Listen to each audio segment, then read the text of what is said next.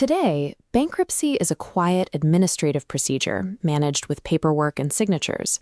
But 500 years ago, it was a public, physical act of destruction.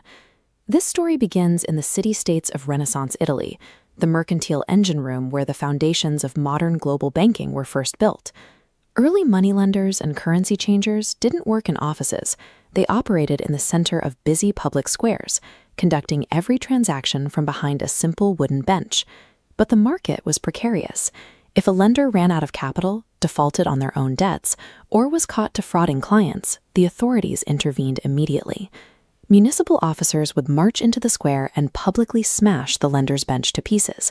This served as a clear social signal. The trader was officially banned from the market. That shattered wood created the very vocabulary of financial failure. The Italian phrase for this broken bench was banca rotta. As trade routes expanded across Europe, the term migrated. The French adopted the concept, adjusting the spelling to banqueroute.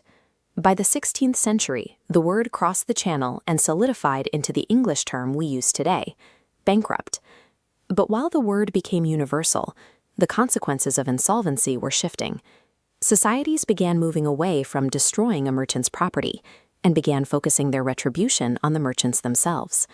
In early modern Europe and the American colonies, debt was viewed as a severe moral transgression rather than a calculable business risk. Shaming rituals were common. In some medieval Italian cities, debtors who couldn't pay were forced to strip in the town square and bang their bare backsides against a stone post while shouting their insolvency to the crowd. Colonial American laws were even more direct. Bankrupts could be branded on the hand with a T for thief, or have their ears nailed to a wooden pillory before being sliced off. Eventually, the punishment became institutionalized through the debtors' prison. Thousands were locked away in cramped, disease-ridden cells until their obligations were met. These prisons created a paralyzing paradox. A person was expected to pay back their lenders, yet they were held in a cell that prevented them from ever earning the money needed to do so. For centuries, Western law treated financial failure as a criminal act, prioritizing brutal retribution over any form of economic logic. This era of cruelty mirrored the failures of much older civilizations, where the body of the debtor was treated as the ultimate collateral. Early Roman law famously allowed creditors to literally dismember an insolvent debtor.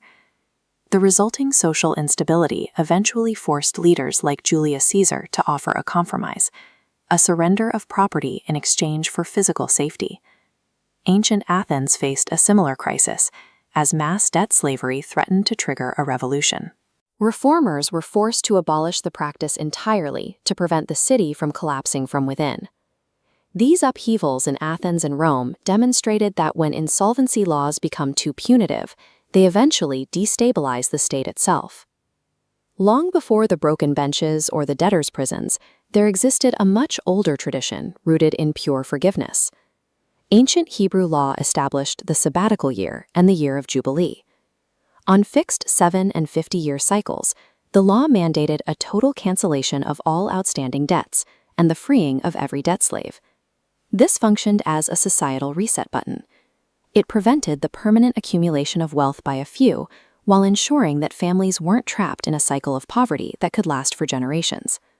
Modern legal systems eventually moved back towards this logic, shifting the focus from punishing the individual to rehabilitating the economy. This led to the concept of the legal discharge, a process that prioritizes giving an honest debtor a way to start over, rather than allowing a single failure to ruin them forever. In a capitalist system, this safety net is essential. It encourages the entrepreneurial risk-taking and innovation that modern economies rely on to function. For more stories on the deep history behind our daily routines, subscribe to the channel. The modern bankruptcy process exists as a legal reset, a protected mechanism for building a new financial life after the old one has shattered. Subscribe to us for more such videos.